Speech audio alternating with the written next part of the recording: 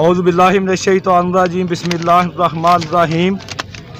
मेरे साथ खुशकिस्मती से तहरीक लब्बैक पाकिस्तान के सरबराह अल्लामा हाफ़िज़ साद हुसैन रिज़वी साहब जो गोजरा उस पर तशरीफ़ आवरी हुई है इनके साथ थोड़े से मैं सवालात करूँगा। सबसे पहले हाफ़िज़ साहब, आपको गोजरा आमद पर हम सब दोस्त मीडिया के और ख़ुसूसी तौर पर एलीट मीडिया ग्रुप की तरफ से खुश आमदीद कहते हैं। हाफ़िज़ साहब ये फरमाइएगा कि तहरीक लब्बैक पाकिस्तान दीन को तख्त पर लाकर दस्तूर आइन पाकिस्तान और तमाम कवानीन जो निज़ाम मुल्क को किस तरह से आप चलाएँगे? बिस्मिल्लाहिर्रहमानिर्रहीम। मैंने आपसे अर्ज़ की थी और अर्ज़ करना चाहूँगा कि जो दीन, हमारा मकसद है दीन को तख्त पर लाना, किसी शख्सियत को नहीं। और दीन का एक बाकायदा निज़ाम मौजूद है ना हर किस्म में। सबसे पहला आप बुनियादी एक देख लें निज़ाम कि हम इंशाल्लाह सूद को ख़त्म करेंगे। सूद से हमारा निज़ाम मईशत नहीं चलेगा। सबसे पहली हमारी ये कोशिश होगी और हमारे बाबा जी बता करेंगे वो सूद को हम कैसे ख़त्म करेंगे। उसका तरीक़ाकार यही है कि जो कर्ज़े लिए हैं सबसे पहले उन पर सूद ख़त्म किया जाएगा, फिर स्टेट बैंक और फिर तमाम निज़ाम मुमलिकत के जो मामलात हैं उन पर सूद ख़त्म किया जाएगा। आप साहब ये फरमाइए कि दीनी अमूर, सियासत, मुआशियत, तालीम, निज़ाम मुआशरत और तमाम अदारों बिला जितने भी शुबाजात हैं उनके लिए आप क्या क्या उनमें इक़दामात उठाएंगे? देखें जी, उनमें इस्लाहात की जो बातें हैं ना वो वक्त के साथ साथ हैं। तालीम के लिए इस्लाहात की बातें हैं कि अभी यकसा निसाब आ रहा है और ये अच्छी चीज़ है, लेकिन इस निसाब के अंदर क्या है, हम अपने बच्चों की तरबियत क्या कर रहे हैं, ये भी ज़रूरी है। उसके बाद आपने कहा हेल्थ के हवाले से, हेल्थ के हवाले से हमारा एक बहुत ज़बरदस्त प्रोग्राम है। वो अभी इतने छोटे से वक्त में तो नहीं उसको तफसील से बयान किया जा सकता, लेकिन उसके ऊपर काम कर रहा है। और पाकिस्तान का जो मेन रीढ़ की हड्डी की हैसियत रखता है ज़राअत का मामला, वो उसके ऊपर हमारे एक बहुत ज़बरदस्त इस्लाहात पे काम हो रहा है और वो इंशाल्लाह उसको हम लेकर आएंगे।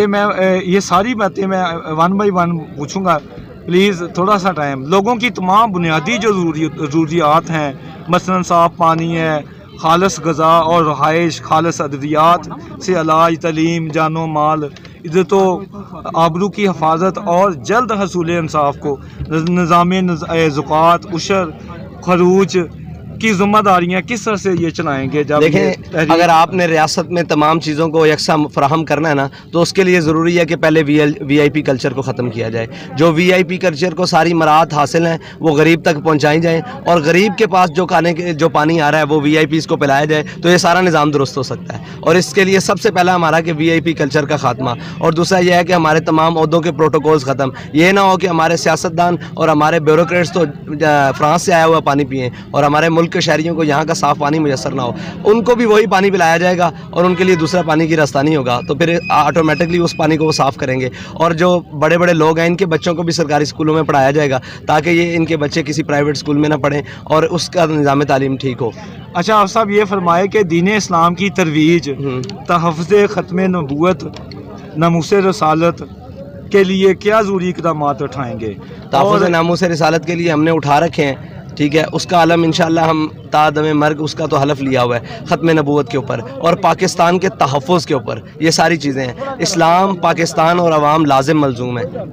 फहाशी और बेहयाई, बेरारफ़ी की रोकथाम के लिए क्या क्या इक़दामात करें? देखें जी, फहाशी और बेहयाई की जो फ़रोग़ है ना उसको रियासती सतह पर किया जा रहा है, जिसको तब्दीली का नाम दिया गया था। और उसी सतह पर जनाब आके पूरे इसमें आपकी मीडिया का भी बहुत सारा किरदार है, जिसके अंदर बहुत सारी काली बेड़े हैं। सब तो एक जैसे नहीं हैं, लेकिन बहुत सारी काली बेड़े हैं जिनका नाम लिया जाए तो पर जलते हैं और वो लेने चाहिए। उनका बहुत सारा किरदार रहा है। बैरून ममालिक की फंडिंग्स है इस बेहयाई के पीछे, और बहुत सारे लिबास से लेकर मेकअप से लेकर सारे मामलात हैं। उन सारी चीज़ों के खिलाफ हम नहीं हैं, लेकिन एक हदूद और एक कायदे के अंदर लेकिन हर चीज़ कायदे से बाहर हो रही है। इसको वापसी रियासती कायदे और कानून में लेकर आ सकती है। मतलब इसी सवाल को मैं आगे बढ़ाऊंगा आपके जवाब को कि ख़वातीन के लिए जो लिबास होगा वो राइज करेंगे, क्या करेंगे? मतलब देखें, ख़वातीन का लिबास हम तो नहीं मुकर्रर कर सकते ना, ये रियासत का काम है। और रियासत कैसे मुकर्रर करेगी? वो हद बंदी करेगी कि कम अज़ कम ये इस्लामी मुआशरा है,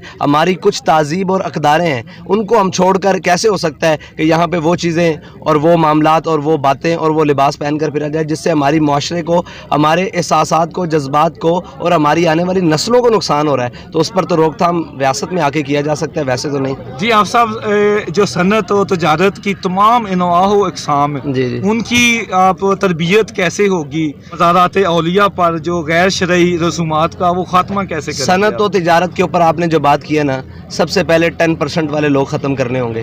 سب سے پہلے تاجر کو آپ نے سہولیات فراہم کرنی ہوں گی، وہ اس لیے نہیں کہ وہ امیر سے امیر تر ہو جائے، بلکہ اس شرط پر کہ وہ غریب کو ساتھ لے کر چلے، وہ غریب کے خیالات رکھے اور غریب کے احساسات اور اس کے معاملات کا خیال رکھے، تو اس کو ساتھ لے کر چلیں گے تو صنعت و تجارت چل سکتی ہے، ورنہ تو نہیں۔ اور صنعت و تجارت کو IMF اور FATF کے بوجھ تلے نکالنا ہے۔ اچھا آپ صاحب، معاشی خوشحالی کے لیے کسانوں یا کاشتکاروں، اس کے لیے زراعت کی جو تعلیم ہے، پانی، بجلی، کھاد اور آلات زراعت کے بارے میں جی کیا پالیسی ہوگی طریقہ لبیک کی؟ سب سے پہلے تو وہ پالیسی ختم کرنی ہے جس کے اوپر آج کسان دبا ہوا ہے، وہ ہے سود۔ وہ بوری لے کر آتا ہے سود کے اوپر اور پھر وہ پھنس جاتا ہے۔ اس کی فصل اچھی ہونا، دیکھیں فصل کا معاملہ جو ہے وہ آدھا محنت پر ہے اور پورا فضل کے اوپر ہے، رحمت کے اوپر ہے۔ اگر اللہ تعالیٰ اس کے اوپر کرم کرے تو فضل، یہ تو اللہ تعالیٰ کا ایک کام ہے نا، نظام۔ تو سود ایک ایسی چیز ہے جب آپ وہ لے کر آتے ہیں تو وہ فضل اٹھ جاتا ہے۔ تو ہم نے سب سے پہلے اس نظام زراعت کے اندر سود کو ختم کرنا ہے۔ اچھا، فوجی و سول حکام کے لیے جو 80 تعلیم کے ساتھ بنیادی تعلیم کیا لازم ہوگی؟ مطلب جو دینی تعلیم ہے یا اس کے بنیادی لیے ان تعلیم؟ کو نظریہ پاکستان پڑھایا جائے گا، اور نظریہ پاکستان ٹوٹل اسلام ہے جس کی بنیاد پر پاکستان حاصل جی کیا آپ گیا۔ صاحب، حکومتی جو اخراجات کو کیسے کم کریں گے؟ قرضہ لینا کیسا بند ہوگا؟ قرضہ لینا تو تب بند ہوگا جب ہماری عیاشیاں اور ہمارے معاملات ختم ہوں گے، جب قوم میانہ روی پر اترے گی اور قناعت پسند ہو جائے گی۔ کہ ہمارے قائد نے کہا تھا کہ ہم آتے ساتھ تمام عہدوں کے پروٹوکولز ختم کریں گے۔ جی، شہری آبادیوں، سڑکوں، راستوں، گلیوں، صفائی ستھرائی اور پانی، زمین اور فضائی آلودگی کو کیسے کم کریں گے؟ جیسے ہم نے مذہبی آلودگی سے پاک کیا ہے نا، بے گندی نظریات سے پاک کیا ہے قوم کو، اسی طرح اس معاملے میں پاک کریں گے۔ ہمیں تو لے لیں دیں تھوڑی دیر کے لیے۔ اچھا، خارجہ امور اور اقوام عالم کے ساتھ تجارت اور معاہدات کے لیے کیا اقدامات ہیں؟ ہر اس سے معاہدہ اور تجارت کی جائے گی جس کو ہمارے مذہب سے کوئی تکلیف نہیں ہے، ہمارے نظریات سے کوئی تکلیف نہیں ہے اور ہمارے پاکستان سے تکلیف نہیں ہے۔ ہر ایک سے تجارت کی جا سکتی ہے، ہر ایک معاملات سے کی جا سکتی ہے، اور بدتمیز اور گستاخ سے نہیں کی جا سکتی۔ اس سے ہمارا کوئی تعلق نہیں ہے، باقی ہر ملک سے کی جا سکتی ہے سوائے اسرائیل کے، اس کو نہیں تسلیم کریں گے۔ سر حافظ صاحب، ایک میرا بڑا اہم سوال ہے، شاید آپ ناراض ہوں۔ نہیں، آپ کھل کے کریں، میں کھل کے یہ کہنا بول چاہتا کے ہوں، لب تیرے آزاد ہیں۔ میں آزاد ہیں، بہت مہربانی۔